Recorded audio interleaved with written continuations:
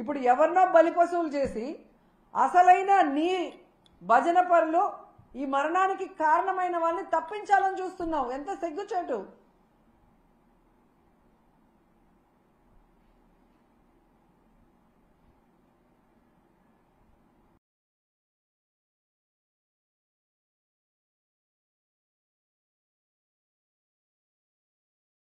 అనేది స్పష్టంగా కనిపిస్తుంది. ఎందుకంటే ఇన్సిడెంట్ జరిగి 6 మంది చనిపోయి 3 రోజులు అవుతున్నా ఇంకా తన మనుషుల్ని కాపాడుకునే ప్రయత్నంలోనే ముఖ్యమంత్రి డిప్యూటీ సీఎం గారు మాట్లాడుతున్న విధానాలు గమనించి అందరూ అసహించుకుంటున్నారని కూడా ఈ సందర్భంగా తెలియజేసుకుంటున్నా. ఎందుకంటే తిరుమలలో ఎప్పుడూ కూడా ఇలాంటి ఘోరమైన దుర్ఘటన జరగలేదు. చంద్రబాబు నాయుడు ఏ ముహూర్తాన ముఖ్యమంత్రి అయ్యాడో ఈ టీటీడీ అలాగే వెంకటేశ్వర స్వామి పరువు ప్రతిష్ట దిగజారిపోయేలాగా ప్రతి ఒక్క కార్యక్రమం చేయటం మనం కళ్ళారా చూస్తున్నాం. నిజంగా ఈరోజు ఎంత బాధాకరం అంటే ఈ చంద్రబాబు నాయుడు తన మనుషుల్ని టీటీడీలోను తిరుపతిలో పెట్టుకొని ఈరోజు 6 మందిని బలి తీసుకుంటే ఇంతవరకు ఒక్కరి మీద కూడా కేసు పెట్టలేదు. వాళ్ళని కాపాడాలన్న ప్రయత్నం చేస్తున్నాడు అంటే ఈయనకి హిందువులంటే గౌరవం లేదా? ఈయనకి భక్తులంటే గౌరవం లేదా? వాళ్ళ ప్రాణాలకి విలువ లేదా? ఎంత సిగ్గుచేటో ఒకసారి మీరు ఆలోచించండి. ఈరోజు చంద్రబాబు నాయుడు తనకి రోజు భజన చేసే నాయుడు గారినేమో టీటీడీ చైర్మన్ చేసుకున్నాడు. తన గత ఓఎస్డి వెంకయ్య చౌదరినేమో అడిషనల్ ఈఓగా పెట్టాడు. మళ్ళీ జేఈఓగా కూడా పోస్ట్ ఇచ్చాడు. జేఈఓ అనేది ఒక సీనియరు అనుభవం ఉన్న వ్యక్తికి ఇవ్వాల్సిన పోస్టుని ఏ అనుభవం లేనివాడు, భక్తి లేనివాడు, భక్తుల మీద ప్రేమ అభిమానం లేనివాడికి ఇచ్చాడు అంటే దానికి కారణం వెంకయ్య చౌదరి అవటమేనా అని నేను అడుగుతున్నా. ఇక ఎస్పీగా సుబ్బారాయుడు గారు తన దగ్గర సెక్యూరిటీ ఆఫీసర్గా పనిచేసిన వాడిని తిరుపతి తీసుకొచ్చి ఎస్పీగా పెట్టాడు.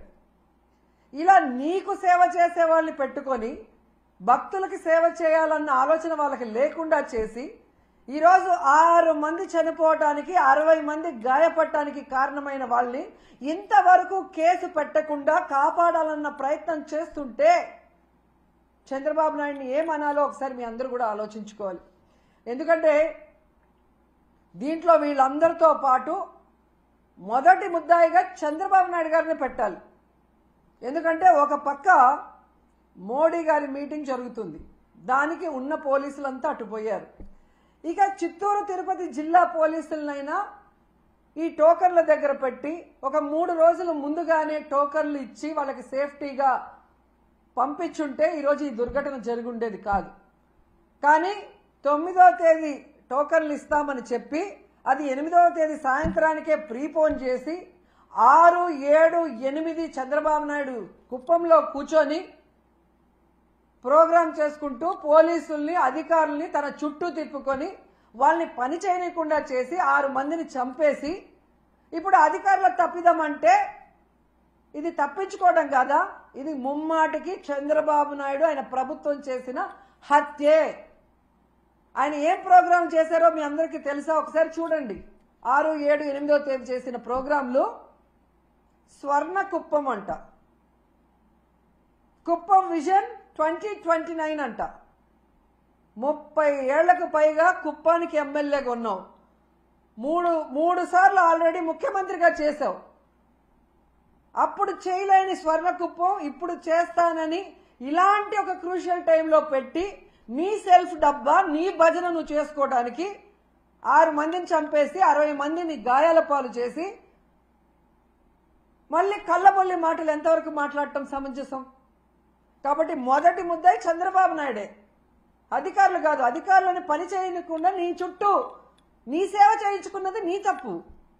ఇలాంటి సమయంలో పెట్టుకోకూడదు అలాంటి ప్రోగ్రాం. ఒకటి కొంచెం ముందైనా పెట్టుకోవాలి, లేదా పండగ తర్వాత అయినా పెట్టుకోవాలి. ఎందుకంటే వైకుంఠ ఏకాదశి 10వ తేదీ అని అందరికీ తెలుసు. నువ్వు తిరుపతిలోనే పుట్టావు, మీ చైర్మన్ టీటీడీ చైర్మన్ చిత్తూరు జిల్లా వాడే. మరి మీకు తెలీదా ప్రతి సంవత్సరం ఇన్ని లక్షలాది మంది వస్తారు, వారందరికీ సెక్యూరిటీ ఇవ్వాలి, సక్రమంగా టోకన్లు రిలీజ్ చేయాలన్న ఆలోచన మీకు లేదా? మళ్ళీ సిగ్గు లేకుండా నిస్సిగ్గుగా ఆ గాయపడిన వాళ్ళని పరామర్శించేటప్పుడు ఈ టోకెన్ సిస్టమ్ నేను తేలేదమ్మా, గత ప్రభుత్వం తప్పు అంటున్నాం. మరి గత ప్రభుత్వంలో టోకెన్లు ఇచ్చినప్పుడు ఎక్కడా తొక్కిసలాటలు జరగలేదు, ఎక్కడా ఎవరు చనిపోలేదు. మరి ఇప్పుడే ఎందుకు జరిగింది? మీ చేతగానితనం కాదా? మీరు పెట్టుకున్న మీ భజన పరుల వల్ల జరిగిన తప్పిదం కాదా?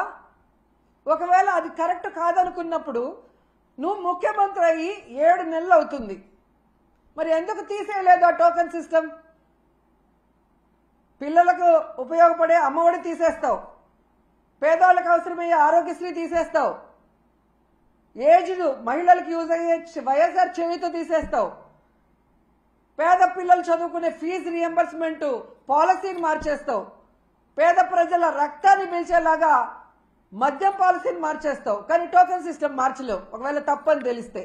అంటే ఈరోజు నీ నిర్లక్ష్యం వల్ల, నువ్వు పెట్టుకున్న వాళ్ళ నిర్లక్ష్యం వల్ల ప్రజలు చచ్చిపోతే దాన్ని డైవర్ట్ చేసి ఎవరి మీద తోసేయాలని చూస్తున్నావు తప్ప తప్పు చేసిన వాళ్ళని శిక్షించాలి, ఈ తప్పు మళ్ళీ జరగకుండా చూడాలి అన్న చిత్తశుద్ధి చంద్రబాబు నాయుడికి లేకపోవటం అనేది ఇక్కడ అందరూ కూడా గమనించాల్సిన విషయం. ఈరోజు చంద్రబాబు నాయుడు చెప్తాడు ఇది అఫీషియల్స్ తప్పని, పవన్ కళ్యాణ్ గారు వస్తారు ఇది టీటీడీ చైర్మన్ అడిషనల్ ఈఓ గారు ఎస్పీ గారు తప్పని ఆయన చెప్తాడు. బిఆర్ నాయుడు గారు వచ్చి చైర్మన్ గారు నేను ఆల్రెడీ ఎస్పీకి చెప్పేలా జరుగుతుందని ఆయన చేయలేదు అంటాడు. అంటే మీ ప్రభుత్వంలో మీరు పెట్టుకున్న వాళ్ళ వల్ల జరిగింది తప్పని మీరు ఒప్పుకున్నారు కదా అందరూ. మరి ఎందుకు 3 రోజులు అవుతున్నా ఎవరి పేరు ఎఫ్ఐఆర్లో ఎక్కట్లేదు, ఎందుకు ఎవరిని కూడా అరెస్ట్ చేసి లోపల పెట్టలేదని నేను అడుగుతున్నాను. అసలు పవన్ కళ్యాణ్ గారు ఏం మాట్లాడుతున్నారో ప్రజలకి కన్ఫ్యూజ్ అయిపోతున్నారు. పిఠాపురానికి వెళ్ళాడు నిన్న, నేను క్షమాపణ చెప్పాను మీరెందుకు చెప్పను అని అడుగుతాడు. అప్పుడెప్పుడో అమ్మాయిల రేపులు జరిగినప్పుడు గమనించాను, బెత్తం దెబ్బలతో సరిచేద్దామంటాడు. ఇప్పుడు మనుషుల్ని చంపేసి క్షమాపణలతో సరిచేద్దామంటాడు. క్షమాపణలు కాదు, తప్పు చేసిన వాళ్ళకి శిక్ష పడాలి, ఆ తప్పు రిపీట్ కాకుండా చూసుకోవాల్సిన బాధ్యత నీకుంది. ఎందుకంటే ఈరోజు ప్రభుత్వంలో నువ్వు ఉన్నావు, డిప్యూటీ సీఎంగా నువ్వు ఉన్నావు, ఉండి కూడా క్షమాపణలు బెత్తం దెబ్బలు అంటావు. మొన్న ఈ మధ్య కడపకు వచ్చినప్పుడేమో ఎవడు తప్పు చేసినా నేను ఒప్పుకోను, తాట తీస్తా, తోలు తీస్తా, అంతు చూస్తా అని మాట్లాడావు.